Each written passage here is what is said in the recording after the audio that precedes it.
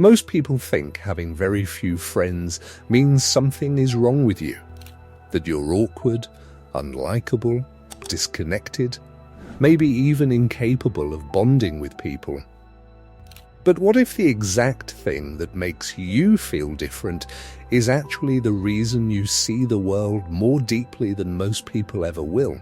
Because by the end of this video, you're going to understand why some people naturally attract crowds, while others naturally protect their energy, and why science says the second group might carry a kind of psychological strength most people completely misunderstand. So if you've ever wondered why socializing drains you, why you struggle to maintain surface-level friendships, or why you've always felt emotionally different from the people around you, stay with me, because there's a reason for it, and it goes far deeper than personality. There's a strange feeling that happens when you're surrounded by people but still feel emotionally disconnected from everyone in the room. You can be sitting at a table full of laughter, listening to conversations, smiling at the right moments, and somehow still feel completely detached from it all. Not because you hate people, not because you want to be alone forever, but because something inside you just doesn't connect to shallow interaction the same way it seems to for everyone else. For years, I thought that feeling meant I was the problem. I assumed I was too reserved, too distant, too hard to understand. But then I started digging into psychological research from universities like Harvard, Stanford, and UCLA. And what I found completely changed the way I understood myself. There are certain psychological traits that make social connection feel fundamentally different. Not impossible, just different. And if you have only a few friends, or almost none at all, there's a very real chance you carry one or more of these traits. The first one is probably the most exhausting, and if you recognize yourself in this, it's going to explain a lot. Deep processing. Some people move through conversations casually.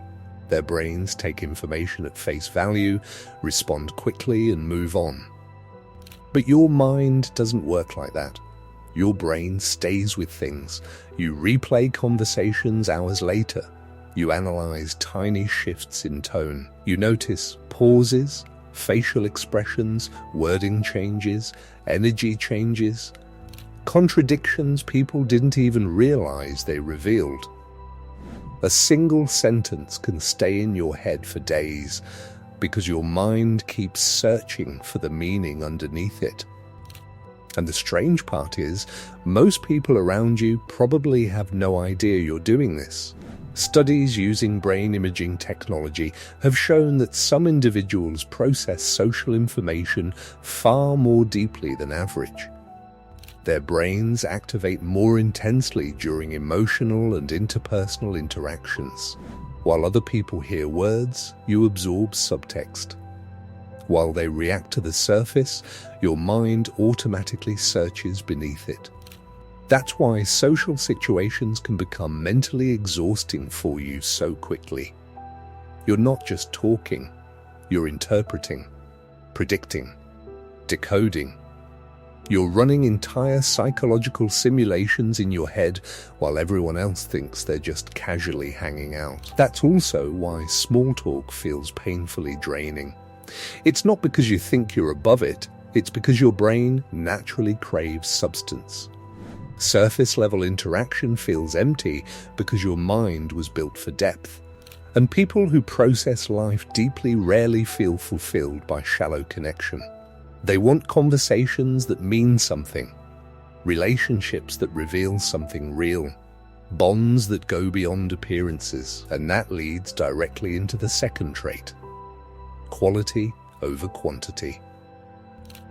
You've probably spent a huge part of your life feeling pressured to socialize more, to put yourself out there, to make more friends, to be more outgoing.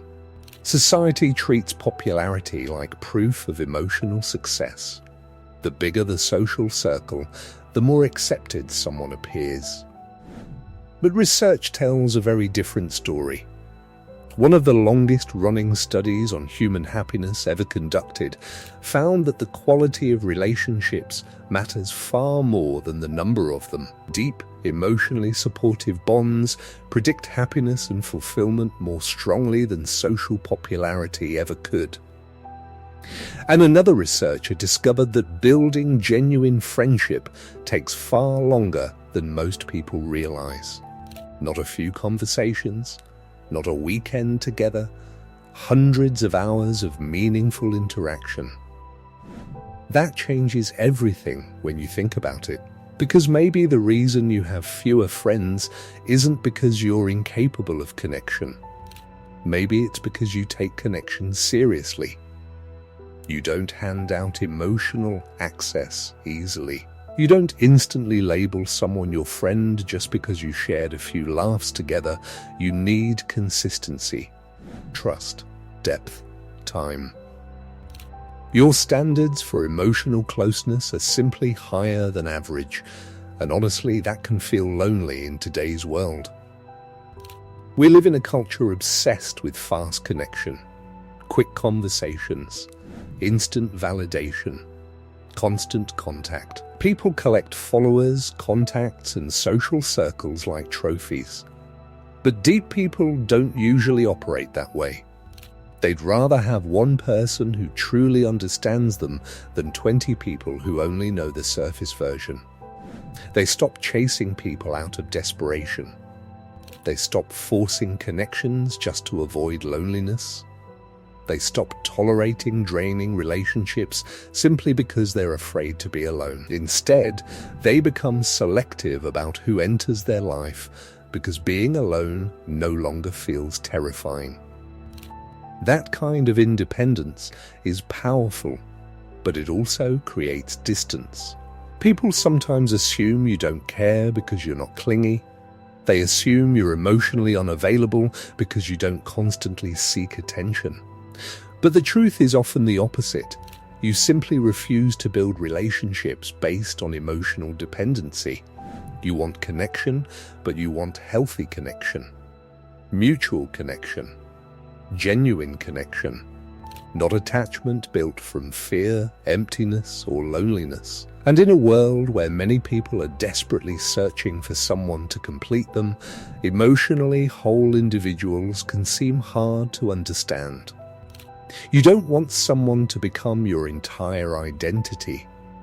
You want someone who adds meaning to a life that already has meaning. That's a completely different mindset. Psychological studies have consistently shown that early experiences with trust shape relationship patterns far into adulthood. When someone experiences emotional inconsistency, rejection, betrayal, or abandonment, the brain adapts by becoming more cautious. It learns to scan for danger in future relationships. Having few friends does not automatically mean you're failing socially. Sometimes it means your standards for connection are simply incompatible with fake closeness. Sometimes it means your nervous system values peace more than popularity. Sometimes it means your mind refuses to settle for relationships that don't feel emotionally genuine. And if any part of this resonated with you, I want you to remember something important. You are not difficult to love simply because you're selective. You are not cold because you need space. You are not antisocial because crowds exhaust you. And you are not broken because shallow interaction leaves you empty. You just experience human connection differently. The right people won't punish you for that. They won't force you to become louder, simpler, or less sensitive just to fit into their world. They'll understand your depth instead of fearing it. They'll appreciate your honesty instead of misreading it. And most importantly, they'll make connection feel safe instead of exhausting. So stop measuring your worth by how many people surround you. Some people are surrounded by crowds and still feel profoundly alone. Others have only one or two real connections and feel deeply understood for the first time in their lives. Depth has always been rare. And maybe the reason you've felt different all this time is because you were never meant to live entirely on the surface in the first place.